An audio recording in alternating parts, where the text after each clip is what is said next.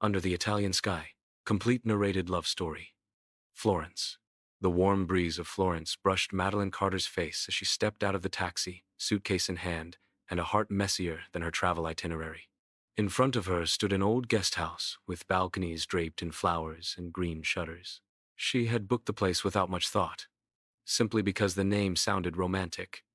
Casa degli Amori Perduti, House of Lost Loves. Perfect, she muttered sarcastically. Just what I need. After a painful breakup with her fiancé in New York, Madeline had packed her things and bought a one-way ticket. Italy wasn't just an escape. It was a gamble for something she couldn't quite define yet. Maybe beauty. Maybe silence. Maybe herself. Benvenuta, a short, energetic woman exclaimed as she opened the door. I'm Luciana, the owner. You must be the American who asked if the Wi-Fi was good, and also if there was inspiration in the surroundings. Madeline laughed nervously. Yes, that's me. Thank you for having me. Inspiration? We have it even in the stones here. But be careful. Dear Florence doesn't just inspire. It transforms. 2 days later, Madeline was at the Boboli Gardens, sketchpad in hand, trying to draw a fountain. She wasn't a professional artist, but she had always loved to draw. Still, it was hard to concentrate. A few meters away, a man was arguing in English with an Italian guide about pruning a centuries-old hedge. You can't trim, like in Boston, capisci? Everything here has history, the guide said. Boston has history too, Giuseppe, the man replied, grinning. But this isn't art, it's killer ivy.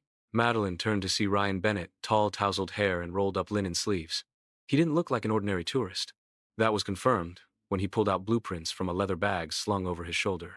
Somehow, his awkward attempt at garden restoration felt charming.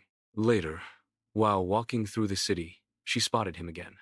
This time, he was sitting at a small trattoria, eating alone and scribbling in a notebook. She hesitated, but he looked up first. Have we met before? He asked with a smile. Yes, she replied, smiling back. You were fighting with a shrub. He laughed. That sounds like me. I'm Ryan. Madeline. Want to sit? Pasta's better when it's shared. That was how it all began. Connection and confessions. In the following days, they kept running into each other at a museum, a bookstore, a square.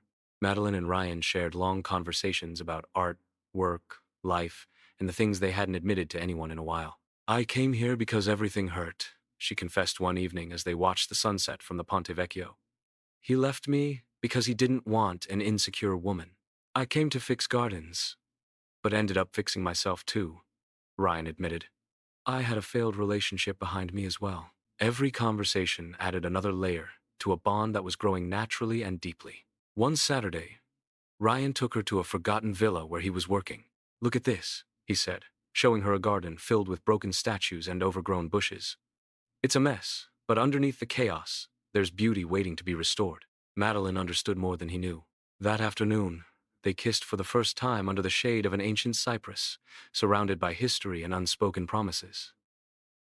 A week later, Madeline received an unexpected invitation to display her sketches at an emerging art exhibit in Rome. Surprised and nervous, she told Ryan. Rome is incredible, he said. And I have a meeting there next week. Want to go together? The trip to Rome was magical.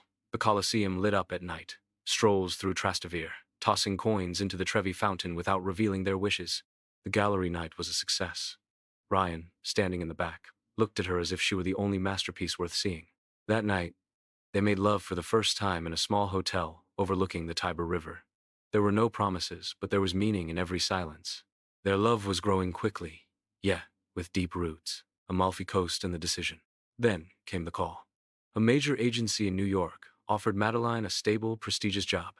At the same time, Ryan had been invited to restore historic gardens in Greece. So what now? She asked, her voice heavy. We could separate, play it safe, or we could take a chance, he said softly.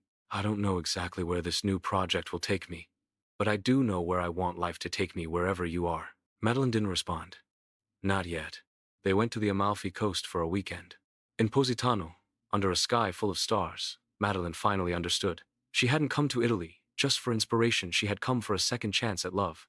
I'm going to say no to the job, she said. I want to stay. Here. With you. Ryan said nothing. He just held her tight. And so, under the Italian sky, two broken hearts chose each other. Not to fix one another, but to start something new. Something real,